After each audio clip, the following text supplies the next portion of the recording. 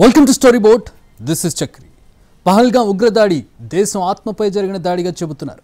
ఉగ్రవాదుల ఘాతుకానికి దేశవ్యాప్తంగా ఆగ్రహావేశాలు వ్యక్తమవుతున్నాయి. ప్రతీకారం తీర్చుకోవాలనే డిమాండ్లు వెల్లువెత్తుతున్నాయి. ఎలాంటి ప్రతీకార చర్యకు దిగాలనే విషయంపై కేంద్రం ఆలోచిస్తోంది. ఇప్పటికే సింధు జలాల ఒప్పందం నిలిపేసింది. అంతకు మించి చేయాలనే అంచనాలున్న తరుణంలో సర్జికల్ స్ట్రైక్ చేయాలా, ఇంకా పెద్దది చేయాలనే ప్రశ్నలు వస్తున్నాయి. ఇంతకు భారత్ ఎలా రియాక్ట్ కావాలి, పాకిస్తాన్కి ఎలాంటి గుణపాఠం నేర్పాలి, ఉగ్రమూలాల్ని తుదిముట్టించడం ఎలా? పహల్గాం ఉగ్రదాడికి భారత్ ప్రతీకారం తీర్చుకోవాలనే డిమాండ్లు పెరుగుతున్నాయి. ఇప్పటికే కేంద్రం రియాక్ట్ అయినా ఆ రియాక్షన్ సరిపోదనే మాట వస్తోంది. అటు పాకిస్తాన్ కూడా కౌంటర్ రియాక్షన్ ఇస్తోంది. చిన్న పామునైనా పెద్ద కర్రతో కొట్టాల్సిందే. ఇప్పుడు పహల్గాం ఉగ్రదాడి తర్వాత కేంద్రానికి కూడా ఇలాంటి సలహాలే వస్తున్నాయి. సోషల్ మీడియా అయితే శివాలెత్తిపోతోంది. దాయాదికి గట్టిగా బుద్ధి చెప్పాలని డిమాండ్లు వెల్లువెత్తుతున్నాయి. ఉగ్రఘాతుకంతో చలించిపోయిన దేశ ప్రజల ఆవేశం ఆగ్రహంగా మారి తీవ్ర ప్రతీకారం దిశగా ఆలోచిస్తోంది. పుల్వామా దాడి తర్వాత సర్జికల్ స్ట్రైక్ చేసిన పాకిస్తాన్ బుద్ధి మారలేదు. ఇప్పుడు పహల్గాంలో ఉగ్రదాడి చేయించి ఏమీ ఎరగనట్టు తమకు సంబంధం లేదని ప్రకటనలిచ్చింది. కానీ ఢిల్లీలో పాక్ హైకమిషన్ అధికారులు మాత్రం సంబరాలు చేసుకోవడానికి కేక్ తెప్పించుకుని అడ్డంగా దొరికిపోయారు. దేశమంతా నిర్వేదనలో ఉంటే సంబరాలు చేసుకోవడానికి కనీసం తమ దేశం వెళ్లేదాకా కూడా వారు ఆగలేకపోయారు. పాక్ అధికారులే ఇంత మానవత్వం లేకుండా ఉన్నారంటే ఇక పాక్ ప్రేరేపిత ఉగ్రవాదులు ఎలా ఉంటారో ఊహించడం పెద్ద కష్టం కాదు. పహల్గాం ఉగ్రదాడికి గట్టిగా బదులివ్వాలని ఫిక్స్ అయిన ప్రధాని మోడీ అత్యవసరంగా భద్రతా వ్యవహారాల కేబినెట్ సమావేశం పిలిచారు. ఆ కీలక భేటీలో కొన్ని నిర్ణయాలు తీసుకున్నారు. సింధు జలాల ఒప్పందం నిలిపేశారు. పాక్ పౌరులకు సార్క్ వీసాలు ఆపేశారు. సరిహద్దులు మూసేశారు. దౌత్య కార్యాలయాల్లో సిబ్బంది సంఖ్యను కుదించారు. భారత్లో ఉన్న పాక్ పౌరులు వెంటనే వెళ్లిపోవాలని ఆదేశాలిచ్చారు. ఉగ్రవాదులకు ఖచ్చితంగా గట్టిగా బుద్ధి చెబుతామని ప్రధాని మోడీ దేశ ప్రజలకు భరోసా ఇచ్చారు. దాడిలో పాల్గొన్న ఉగ్రవాదులతో పాటు వారిని వెనకుండి నడిపించిన సూత్రధారుల్ని కూడా వదిలేది లేదని తేల్చి చెప్పారు. భూమి మీద ఎక్కడ నక్కినా వెతికి వెతికి మరీ చంపుతామని ప్రకటించారు.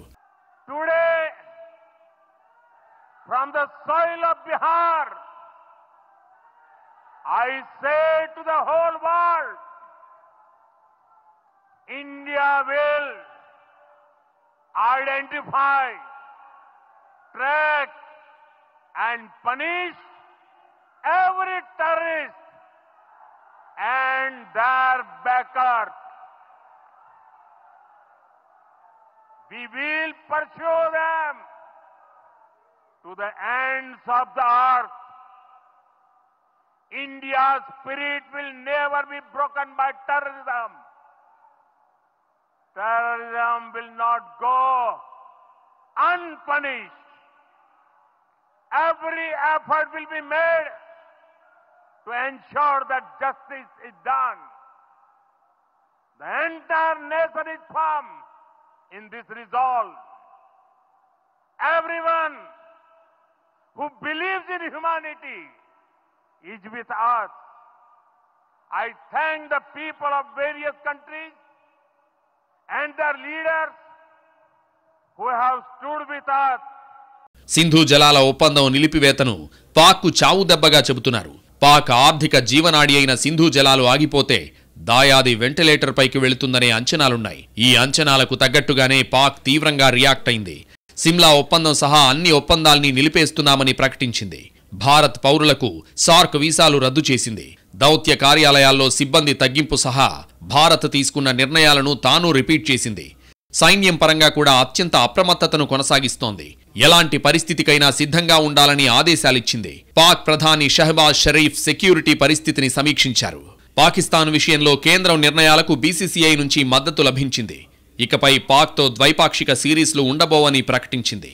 పాక్తో మ్యాచ్లు ఆడే ప్రసక్తే లేదని తేల్చేసింది. పాక్ నటుల సినిమాలపైన ప్రభావం పడింది. పాక్ నటుడు ఫవాద్ ఖాన్ సినిమా ఇండియాలో రిలీజ్ కాకుండా ఆగింది. ప్రభాస్ ఫౌజీ హీరోయిన్ ఇమాన్వి జాతీయత మీద కూడా వివాదం రాగా ఆమె తాను పాక్ జాతీయురాల్ని కాదని వివరణ ఇవ్వాల్సొచ్చింది. దౌత్యపరంగా పాకిస్తాన్ను వీలైనంత ఇబ్బంది పెట్టి అంతర్జాతీయంగా ఏకాకిని చేయాలనే వ్యూహంగా కనిపిస్తోంది. దాయాదిని దోషిగా నిలబెట్టడానికి గతంలో మాదిరిగా కష్టపడాల్సిన పనిలేదు. ఇప్పటికే ప్రపంచ దేశాలు ఉగ్రదాడిని ఖండించాయి. మెజారిటీ దేశాలకు ఈ పాపం పాకిస్తాన్దే అని బాగా తెలుసు. ఈ సంగతి గ్రహించే పాకిస్తాన్ ఎక్కడా లేని అమాయకత్వం నటిస్తోంది. కానీ పాక్ ఎంత కొంగజపం చేసినా ఉపయోగం లేదని భారత్ అధికారులు చెబుతున్నారు. అన్ని రకాలుగా పాకిస్తాన్ను కార్నర్ చేయడానికి యాక్షన్ ప్లాన్ రెడీ అయిందంటున్నారు. ఏం చేసినా గట్టిగా చేయాలి, అలాగే ప్లాన్ ఏంటనేది అత్యంత రహస్యంగా ఉంచాలి. ప్రస్తుతానికి భారత్ వ్యూహం ఇదే. ఈసారి తాడోపేడో తేల్చుకోవాలనే గట్టి ఉద్దేశం కనిపిస్తోంది. ఇకపై ఉగ్రదాడులకు ఛాన్స్ లేకుండా ఆయువు పట్టుపై కొట్టాలని ప్లాన్ చేస్తున్నారు. భద్రతా వ్యవహారాల కేబినెట్ కమిటీ సమావేశానికి ముందే త్రివిధ దళాల నుంచి ఇన్పుట్స్ తీసుకున్నారు. ఎలాంటి ప్రతీకార చర్యకైనా సిద్ధమేనని సైన్యం కూడా సిగ్నల్ ఇచ్చిందంటున్నారు. అదే నిజమైతే ఏ క్షణమైనా ప్రతీకారం క్లైమాక్స్ కు చేరుతుంది. పాకిస్తాన్కు చావు దెబ్బ తప్పదు. ఉగ్రవాదుల మూలాలు కదిలిపోతాయి. తీవ్ర స్థాయిలో ప్రతీకారం తీర్చుకోవాలంటే మొదట సైన్యంలో ఖాళీలు భర్తీ చేయాలనే వాదన వినిపిస్తోంది. 1,50,000 ఖాళీలున్నాయన్న సమాచారం కలవరపరిచేదే. ఓవైపు భారీగా ఆయుధాలు సమకూర్చుకుంటున్న భారత్ నియామకాలపైన దృష్టి పెట్టి సైన్యాన్ని అన్ని విధాలుగా బలోపేతం చేయాలి. అప్పుడే ఎలాంటి ప్రతీకార చర్య అయినా, ఎలాంటి ప్లాన్ అయినా చాలా తేలిగ్గా విజయవంతమవుతుంది. పాకిస్తాన్కు ఎవరు ఊహించని విధంగా బుద్ధి చెప్పాలనే ఆలోచన కూడా ఉంది. దాయాదికి దిమ్మ తిరిగి మైండ్ బ్లాక్ అయ్యే ప్రతీకారానికి ప్లాన్ రెడీ అవుతోందంటున్నారు. ఇప్పటికే భారత్ రియాక్షన్ కంటే పాకిస్తాన్ కౌంటర్ రియాక్షన్ ఎక్కువగా ఉంది. భారత్ ఏదో చేస్తుందని గట్టిగా ఫిక్స్ అయిన పాక్ ముందుగానే భయపడిపోతోంది. ఆ భయంతోనే ఎక్కువగా రియాక్ట్ అవుతోంది. అసలు ఎందుకు ఇంతగా ఉలిక్కి పడుతుందనే ప్రశ్నలు కూడా వస్తున్నాయి. సొంత దేశ ప్రజలు కూడా కంగారు పడేలా పాక్ సర్కార్ వ్యవహరిస్తోంది. భారత్కు ఇది చేయొచ్చు, అది చేయొచ్చు అనే లీకులిచ్చి మన ముందున్న ఆప్షన్లేంటో కూడా అదే చెబుతోంది. అయితే పాకిస్తాన్ ఓవర్ రియాక్షన్ చూస్తుంటే కొత్త అనుమానాలు కూడా వస్తున్నాయి. ఏదైనా కుట్ర చేస్తుందా అనే సందేహాలున్నాయి. కుటిల బుద్ధికి కేర్ ఆఫ్ అడ్రస్ అయిన దాయాది దేశం ఇప్పుడు పహల్గాం ఉగ్రదాడికి భారత్ రియాక్షన్ను అడ్డుపెట్టుకుని సరిహద్దుల్లో ఉద్రిక్తతలకు ఆజ్యం పోయాలనే వంకర బుద్ధిని మరోసారి ప్రదర్శిస్తోంది. ఉగ్రదాడి జరిగిన మరుక్షణం నుంచే పాక్ భూభాగంలో సైన్యం కదలికలు, విమానాల మోహరింపులు అన్నీ ఈ వాదనను బలపరుస్తున్నాయి. సింధు జలాల ఒప్పందం నిలుపుదలనే యుద్ధ ప్రకటనగా భావిస్తున్న పాక్ దేనికైనా రెడీ అంటుంది. ఇప్పటికే సర్జికల్ స్ట్రైక్స్ జరగొచ్చని, భారత్ దాడి చేస్తుందనే అంచనాలతో రెడీగా ఉంది. ఇటు కేంద్రం కూడా ఊహించని రీతిలో ఉగ్రవాదులకు బుద్ధి చెబుతామని ప్రకటిస్తోంది. పహల్గాంలో జరిగిన ఘోరాన్ని వర్ణించడానికి ఎవ్వరికీ మాటలు చాలడం లేదు. ప్రత్యక్ష సాక్షుల్లో కొందరు ఇంకా షాక్ నుంచి తేరుకోలేదు. భారత ప్రభుత్వం కూడా భారమైన హృదయంతోనే పాక్ ప్రేరేపిత ఘాతుకానికి రియాక్ట్ అయింది. ఎక్కడా శృతి మించకుండా దౌత్యపరమైన ప్రతిచర్యలకే పరిమితమైంది. ఈ మాత్రానికే పాకిస్తాన్ మాత్రం 6.5 రాగం తీస్తోంది. భారత్ తమపై యుద్ధం ప్రకటించేసిందంటూ కల్లబొల్లి కబుర్లు చెబుతోంది. అసలు భారత్ నుంచి ఏ రియాక్షన్ రాకముందే యుద్ధ విమానాల్ని సరిహద్దులకు తరలించిన పాకిస్తాన్ ఇప్పుడైతే ఏకంగా యుద్ధ సన్నాహాలే చేస్తోంది. సైన్యానికి సెలవులు రద్దు చేస్తూ ఆదేశాలిచ్చింది. పాకిస్తాన్ తీరు చూస్తుంటే భారత్ సైనిక చర్య తీసుకుంటుందనే గట్టి నమ్మకంతో ఉన్నట్టు కనిపిస్తోంది. భారత్ దాడి చేస్తే తిప్పికొట్టాలని కూడా ముందస్తు ఆదేశాలిచ్చేసింది. ఇటు భారత్ సర్కార్ కూడా వ్యూహాత్మకంగా వ్యవహరిస్తోంది. గతంలో మెరుపు దాడులు జరిగిన సందర్భానికి ఇప్పటికీ తేడా ఉంది. అప్పట్లో సర్జికల్ స్ట్రైక్స్ ను ఎవరూ ముందుగా ఊహించలేదు. కానీ ఇప్పుడు పాకిస్తాన్ అన్ని రకాలుగా సిద్ధపడ్డాక సర్జికల్ స్ట్రైక్స్ జరుగుతాయా అనే మీమాంస అందరిలో ఉంది. శత్రువు అప్రమత్తంగా ఉన్నప్పుడు దాడి చేస్తారా, లేకపోతే కొన్నాళ్లు ఆగి దాయాది ఏమరపాటుగా ఉన్నప్పుడు దెబ్బేస్తారా అనే చర్చ జరుగుతోంది. ఇక్కడ సందర్భం ప్రత్యేకం కాబట్టి సాధారణ యుద్ధ వ్యూహాలు పనిచేయవనే వాదన కూడా ఉంది. అయినా సరే ప్రాథమిక సూత్రాలను అతిక్రమించి ఏ పని చేయరనే అభిప్రాయాలు కూడా ఉన్నాయి. పాకిస్తాన్ ఊహకు అందని యాక్షన్ కోసం చూస్తున్న కేంద్రం అందుకు తగ్గ వ్యూహ రచనలో బిజీగా ఉంది. ఒక్కసారి వ్యూహం ఖరారైతే దాడి తప్పదనే అంచనాలున్నాయి. पर्यटकों पर नहीं हुआ है,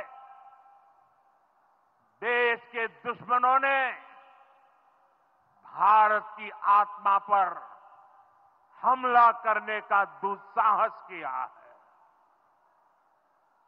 मैं बहुत स्पष्ट शब्दों में कहना चाहता हूं, जिन्होंने ये हमला किया है उन आतंकियों को और इस हमले की साजिश रचने वालों को उनकी कल्पना से भी बड़ी सजा मिलेगी. భారత్ ఖచ్చితంగా ప్రతిదాడి చేస్తుందని పాకిస్తానే కాదు, ప్రపంచంలో మెజారిటీ దేశాలు నమ్ముతున్నాయి. అయితే ఆ దాడి ఎలా ఉంటుందనేది ఎవరికీ అంతుచిక్కడం లేదు. ఇక్కడే ఎవ్వరి ఊహకు అందని ఎత్తు కోసం టైం తీసుకుంటున్నారనే చర్చ జరుగుతోంది. చరిత్రలో చూడని రీతిలో ఉగ్రవాదులకు బదులిస్తామని ప్రధానితో పాటు రక్షణ మంత్రి కూడా ఇప్పటికే ప్రకటించారు. దీంతో ప్రతీకారం భయంకరంగానే ఉంటోందనే అంచనాలు పెరిగిపోతున్నాయి.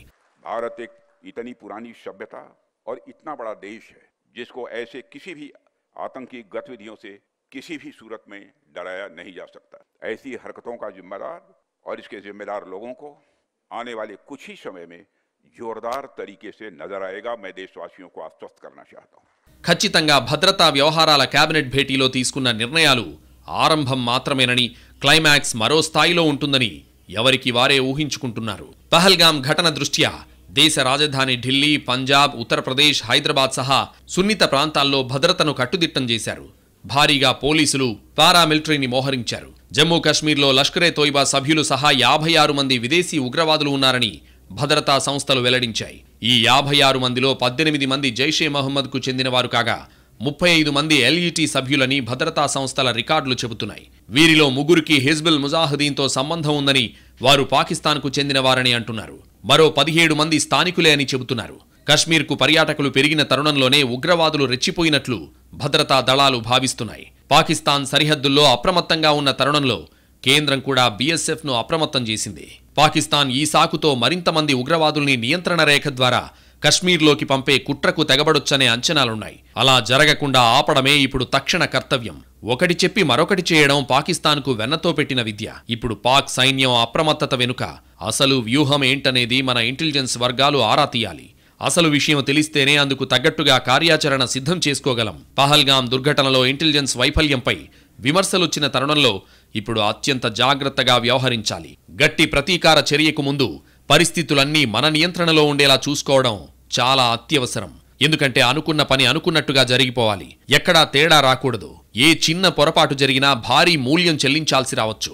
పరిమిత స్థాయి ఆపరేషన్ను యుద్ధంగా మార్చడానికి పాక్ రెచ్చగొట్టే ప్రయత్నం చేయొచ్చు. అలాంటి ప్రయత్నాల్ని వమ్ము చేసేలా కార్యాచరణ ఉండాలి. లేకపోతే అనుకోని పరిణామాలు జరగొచ్చు. అవాంఛనీయ ఘటనలు జరగకుండా గట్టి ప్రతీకారానికే పరిమితమయ్యేలా యాక్షన్ ప్లాన్ ఉండాలి. కశ్మీర్లో ఆర్టికల్ 370 రద్దయ్యాక ప్రశాంతత నెలకొంది. ఉగ్రవాదులను ఏరేసి పూర్తి నియంత్రణ సాధించామని చెప్పుకున్నాక జరిగిన ఉగ్రదాడి చిన్న విషయం కానే కాదు. ఇది ఖచ్చితంగా ప్రభుత్వ ప్రతిష్టను దెబ్బతీసింది. ఇప్పుడు వీలైనంత త్వరగా డ్యామేజ్ కంట్రోల్ చేసుకోవాలి. అందుకోసం ఏదో గట్టిగానే చేయాలి. అవసరమైతే యుద్ధం దిశగా నిర్ణయం ఉంటుందా లేదా అనేది తేలాల్సి ఉంది.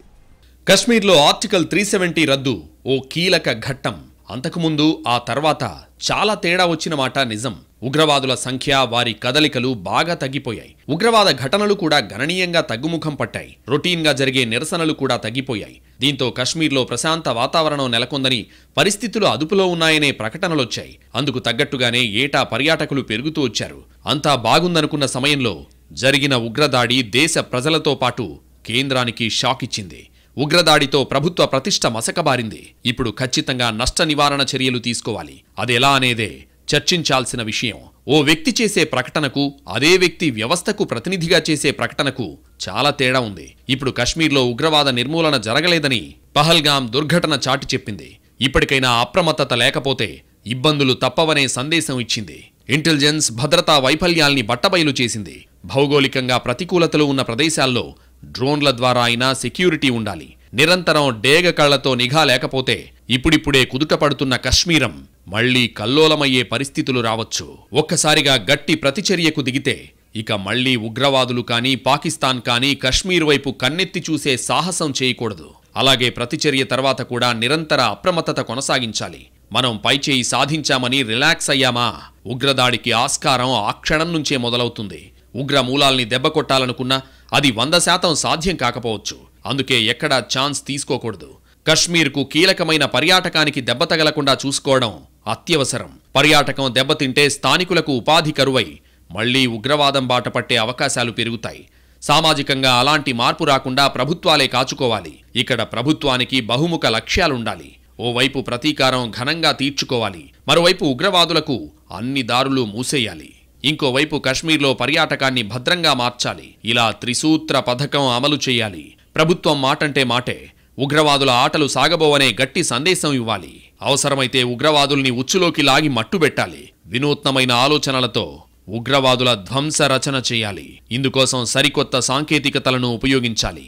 అమెరికా, ఇజ్రాయెల్ లాంటి దేశాలు ఉగ్రవాదుల్ని మట్టుబెట్టడానికి వాడే పద్ధతుల్ని అందిపుచ్చుకోవాలి. సంప్రదాయ పద్ధతులతో పాటు నవీన రీతుల్ని కలగలిపి ఉగ్రవాదుల పీచమణచాలి. ఇప్పుడు ఆల్రెడీ కొన్ని డెసిషన్ తీసుకున్నారు. నీళ్లు, సింధు నది నీళ్లు ఆపడము, తర్వాత వీసాలు క్యాన్సిల్ చేయడము, డిప్లొమాట్స్ని వెనక్కి పంపించడము.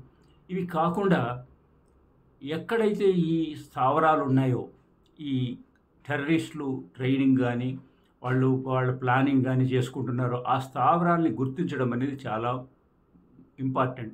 ఆ స్థావరాల్ని గుర్తించి వాటిని నిర్మూలించే ప్రయత్నం చేయాలి మన ప్రభుత్వం. భారత్ వైపు కన్నెత్తి చూస్తే కన్ను పోతుందనే భయం పుట్టించాలి. భారతీయుల్ని చంపితే ఎప్పటికైనా చావు తప్పదనే పరిస్థితి కల్పించాలి. ఉగ్రవాద మూలాల్ని ఏరేసే క్రమంలో ఎక్కడిదాకైనా వెళతామని నిరూపించాలి.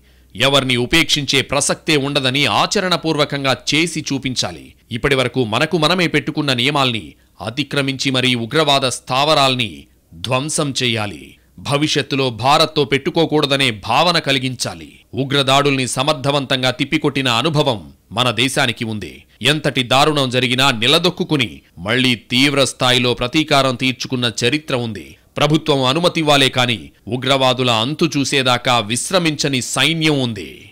సరైన సమయంలో సరైన నిర్ణయం తీసుకుంటే సర్కార్ అనుకుంటున్న లక్ష్యం చేరుకోవడం అసాధ్యం కాదంటున్నారు మాజీ సైనికాధికారులు. పక్కాగా ప్లాన్ చేస్తే ఉగ్రవాద మూలాల్ని పెకిలించొచ్చని చెబుతున్నారు.